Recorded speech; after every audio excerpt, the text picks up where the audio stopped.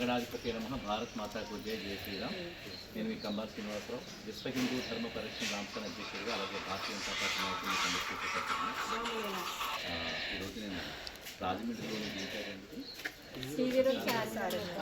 TV road Saranga ప్రాంతంలో ఉన్నాను. ఈ మధ్య ఒక చిన్న అగ్ని ప్రమాదం జరిగింది. సూర్య అని చెప్పని 2 సూర్య ఆకు పడుకుంటూ చాలా రూపాయలు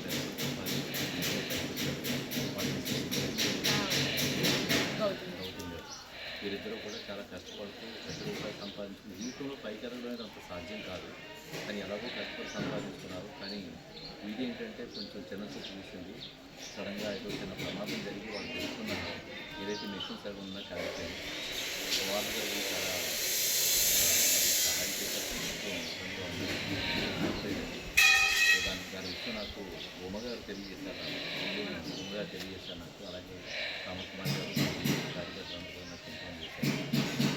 నేను రాత్రి చెప్పినప్పుడు నేను చాలా ఆలస్యంగా తెలిసింది. నాకు ముందే నేను అవుట్ ఆఫ్ స్టేట్ ఉండడం వల్ల నాకు వెంటనే స్పందించలేకపోయాను. నాకు తెలిసిన వెంటనే నేను రావడం జరిగింది. అది మా రాజకీయంలో ఎన్నో కార్యక్రమాలు కానీ సహాయం చేస్తున్న మహానుభావులైన అలాగే పురంధేశ్వరి గారు కానీ మా నాయకుడు టీవీఎన్ మాధవ్ గారు, పిచ్చిని విశ్వేశ్వరరావు గారు, కాకినాడ జిల్లా అధ్యక్షుడు, అలాగే రాజమండ్రి అధ్యక్షుడు పీకే నాగేంద్ర అంతా కూడా ఈ విషయం మీద ఒకసారి మాట్లాడుకున్నాం. నేను చాలా సహాయంగా అని చెప్పాను. వాళ్ళందరూ చాలా సంతోషించారు.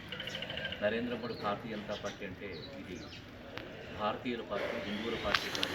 ఇందులో భారతీయులు ఉంటారు, క్రైస్తవులు, హిందువులు అందరూ ఉంటారు.